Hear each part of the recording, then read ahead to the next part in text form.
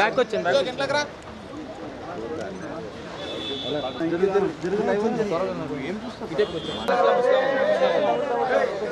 Live ఉందా?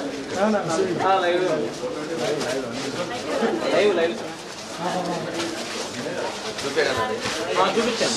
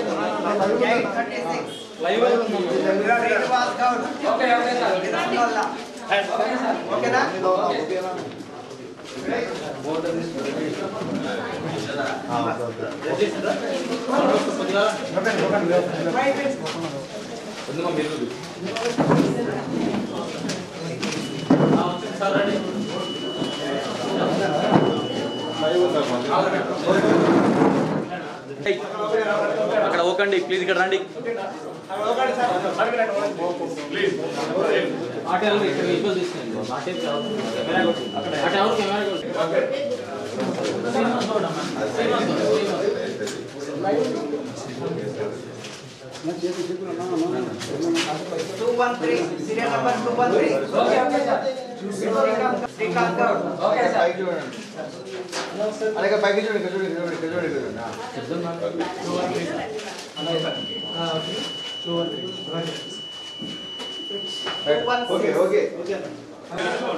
పైకి చూడండి బయట బ్యాక్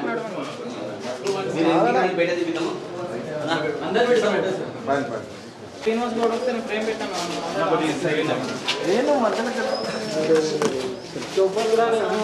బయట బయట పెడతాం పండి, అందరూ వచ్చి పెడతాం.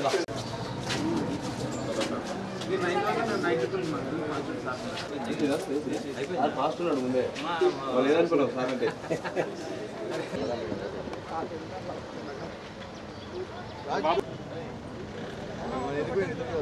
వాళ్ళమ్మన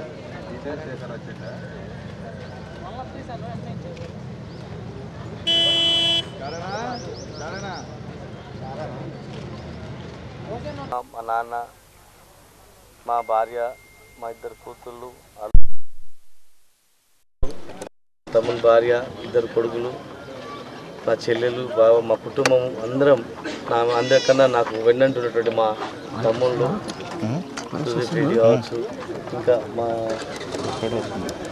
జావేద్ బేగు, నవీన్ రాజ్, మా అన్నలు, మా రిటైర్డ్ ఉద్యోగులు, సాయిలన్న, అందరూ కూడా మా కుల సంఘాల పెద్దలు అందరూ, వాళ్ళందరితో పాటు వాళ్ళు కూడా నా కుటుంబమే. మా పెద్ద కుటుంబంతో పాటు పోయి మేము పోటీ చేసినాం.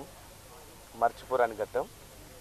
శాంతియుత వాతావరణంలో సాధ్యమైనంత వరకు ఎన్ని ఇబ్బందులు కావాలని చాలామంది ప్రయత్నం చేసినా ఎంతో ఓపికతో మేమందరం కూడా ప్రశాంతమైన వాతావరణంలో ఎన్నికలు జరగాలి, ఏ చిన్నగా గొడవలైనా పబ్లిక్ కన్ఫ్యూజ్ అవుతారని చెప్పి చాలా ఓపికతో ఎలాంటి ఇబ్బందులు లేకుండా మరి ఈరోజు పోలింగ్ వరకు జరగడం జరిగింది.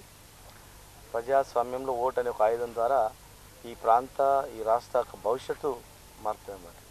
పనిచేసే ప్రభుత్వాలకు పనితీరుకు ఇది నిదర్శనం. ఆఫ్టర్ ఎలక్షన్ రిజల్ట్ బట్టి మేము ఏం పని చేసామనేది ప్రజా తీర్పు తర్వాత ఆ తీర్పుకు అనుగుణంగా సవరణలు, ఇంకా పనిచేయడము, ఇంకా ఎక్కువ పనిచేయడం అనేది ఉంటుంది. మరి మేము మా ముఖ్యమంత్రి కేసీఆర్ గారు ప్రజలలో ఎక్కడ పోయినా మేము ప్రచారంలో పోయినట్లేదు, విజయోత్సవం ర్యాలీలో పోయినట్లు అనిపించింది మాకంతా కూడా. ఏ ఊరికైనా, ఏ తాండకైనా అర్ధరాత్రి ఎప్పుడు ఇంటికి వచ్చి కలిసినా కూడా ఎంతో సంతోషంతో అందరూ రావడం జరిగింది. మరి ప్రజల యొక్క వాళ్ళ యొక్క ఆనందము, ఊళ్ళలోకి వెళ్ళినప్పుడు వాళ్ళ యొక్క ఆహ్వానం పలకడము, అవన్నీ చూస్తే మాకు గత ఎలక్షన్స్లో భిన్నంగా, గతంలో మేము చెప్పుకుంటూ ఇది చేస్తాం అది చేస్తామని చెప్పుకుంటూ పోయేది, పెద్ద స్పందన ఉండేది లేదు లాస్ట్ పోయిన ఎలక్షన్లో.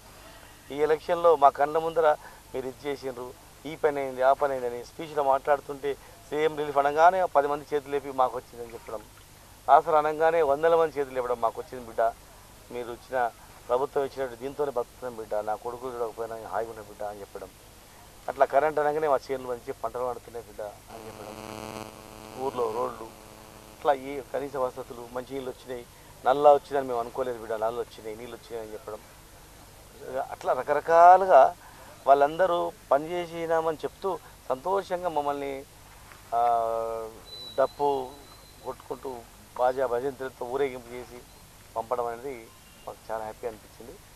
పని చేస్తే ప్రజలు ఇట్లా వెనుకుంటారు అనేది మాకు బాగా కలిగింది. అదే నమ్మకం రేపు రిజల్ట్ కూడా గ్యారెంటీగా టీఆర్ఎస్ వైపే ఉంటుంది. కేసీఆర్ గారే మళ్ళీ ముఖ్యమంత్రి కావాలి, కేసీఆర్ రావాలి, ముఖ్యమంత్రి కావాలి, సారు అనే నినాదంతో ప్రజలందరూ కూడా వెన్నంటి బ్రహ్మరథం పట్టడం జరిగింది. ఖచ్చితంగా కేసీఆర్ గారు ముఖ్యమంత్రి అవుతారు. మేము బ్రహ్మాండమైన మెజార్టీతో గెలుస్తాం. ఇక్కడ మహబూబ్నగర్లో కూడా కారు గుర్తుకు చాలామంది అత్యధిక ఓట్లేసి గెలిపిస్తారు. ఇంకా మిగిలిపోయిన పనులన్నీ కూడా గ్యారంటీ చేస్తాం. ఎక్కడ ఎవరికి ఇబ్బందులు కలగకుండా ప్రశాంతమైన వాతావరణం అధికారులు కల్పించినందుకు మరి అధికారులకు వారందరికీ కూడా పేరు పేరున వారికి నమస్కారం. సాయంత్రం వరకు ఇదే ప్రశాంతమైన వాతావరణంతో ఏర్పాట్లు అయ్యేటట్టు చేయాలని చెప్పి నేను అధికారులకు విజ్ఞప్తి చేస్తున్నా.